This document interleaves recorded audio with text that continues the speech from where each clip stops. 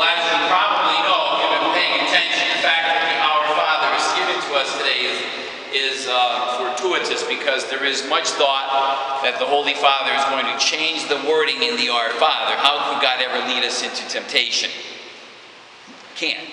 It would better be read, let us not be led into temptation. Whatever. They didn't make me Pope. I ran, they picked another guy. If they picked me, you're supposed to laugh. I know it's hot, whatever. But what's even more interesting is focus on that notion of persistence. The first reading, the guy, Abraham, kept asking God and asking God. And it reminds us of the Novena, which is the central spiritual event in the city of Scranton in the entire year. And it just ended. It's amazing how that gospel about Abraham asking that. Why do we have to go to the Novena 9 days? Why do we have to keep going over there to Westside or keep saying the same prayer? Do you think God doesn't know what you need? Do you think God doesn't know what He's already going to do? Why do you have to go 9 times? Why not 12? Why not 6? No, it's a good question about how we pray, why we pray, where we pray, when we pray. So just listen in, because it's kind of an important point. When you got to something like a novena, or if you say the rosary every day, whatever, you should work in 3 steps. Purify, identify, magnify. Okay, here's what I mean by purify. Maybe the first couple days of novena, maybe many of you you're thinking, well, I want this to happen. This is the prayer I want. I want the cancer, my mother's cancer, to go away. Who doesn't want health for their family or themselves? Or my son needs a job, he doesn't have any money, he's really doing poorly, we need more money. Well, who doesn't want health and wealth? Who doesn't want that? We all want that. But that's kind of surface. I'd rather you purify that and ask, is it fair to ask God to, like a genie that you rub with the bottom, or like an ATM to get more money? Is that really a good prayer? That's kind of surface. Purify that to something deeper. And the second step, after maybe 3 days, is you begin to identify that God has already given you those things. You just didn't recognize those things. He's going to give the kid what the kid wants, not a scorpion. He's going to give him the egg. Like, you want the stage 4 cancer to go away. It's probably not going to go away. Miracles rarely happen. They do, but rarely.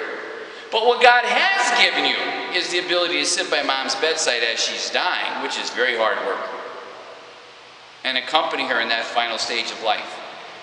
That's a blessing and a grace. That's hard to do. And He's probably already given you the grace to do that, but you were praying for something else. Or maybe He's given you plenty of money, but you just don't recognize it. We had a guy the other day at a funeral. Surprised me that he had this kind of depth. I know the guy, he said, we thought we were poor because we didn't have a lot of money. He said, but as I got older, I realized we were rich. See, he identified what was always there, but he was thinking about something else. By the end of the novena, you should be magnifying, asking bigger questions. How good of a Catholic am I? Rather than help mom's cancer, that's probably not going to happen. How good of a Catholic am I? How good of a Christian am I? How good of a father or a mother am I?